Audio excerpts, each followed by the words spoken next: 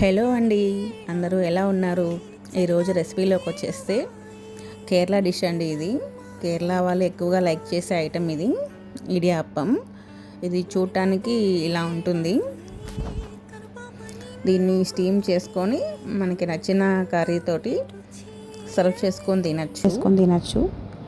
కానీ నేను డిఫరెంట్గా కొంచెం దీన్ని పులిహోరగా ట్రై చేశాను. టేస్ట్ అయితే బాగా వచ్చింది. అందుకే ఈసారి వీడియో తీసి పోస్ట్ చేస్తున్నాను. మనం సేమియాతో పులిహోర చేస్తాం కదా, సేమ్ అలాగే ఉంటుంది. కాకపోతే లో క్యాలరీస్ అంతే. స్టీమ్కి పెట్టుకున్నాను. 3 మినిట్స్ 4 మినిట్స్ స్టీమ్ చేస్తే మంచిగా కుక్ అయిపోయింది. దీంట్లో ఇప్పుడు ఒక 1 స్పూన్ ఆయిల్ వేసి ఒకసారి కలిపేసి పక్కన పెట్టుకుందాము. చల్లారితే పొడి పొడిగా వస్తుంది. ఇప్పుడు పులిహోరకి తాలింపు పెట్టుకుందామండి. 3 టేబుల్ స్పూన్ ఆయిల్ వేసుకొని ఆయిల్ కొంచెం హీట్ ఎక్కాక పల్లీలు, అలాగే పచ్చెనగపప్పు, మినప్పప్పు, కాజు వేసుకొని ఒకసారి ఫ్రై చేసుకుందాము.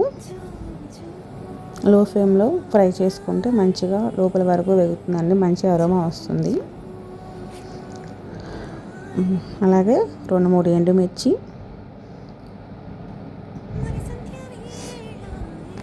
ఆవాలు,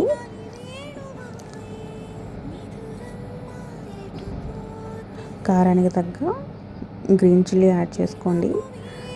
నాకైతే పులిహోరలో కొంచెం పచ్చిమిర్చి ఎక్కువ ఉంటే ఇష్టము, అందుకని ఎక్కువ యాడ్ చేశాను. మీరైతే కారానికి తగ్గట్టుగా యాడ్ చేసుకోండి. అలాగే కొంచెం ఇంగువ లేకుండా పులిహోర టేస్ట్ ఉండదు కదా, అందుకే ఇంగువ కంపల్సరీ యాడ్ చేయాలి.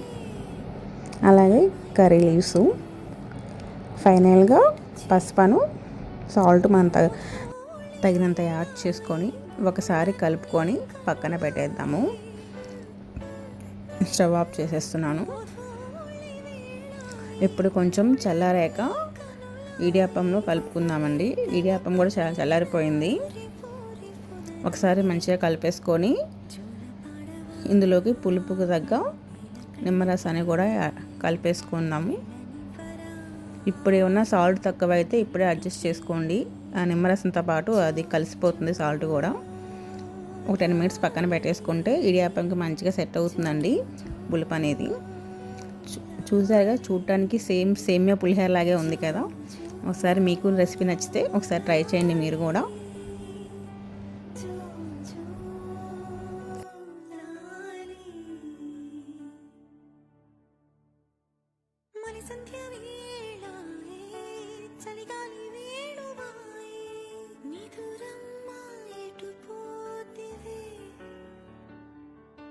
మునిమాపు వేళ కనుపాప నిన్ను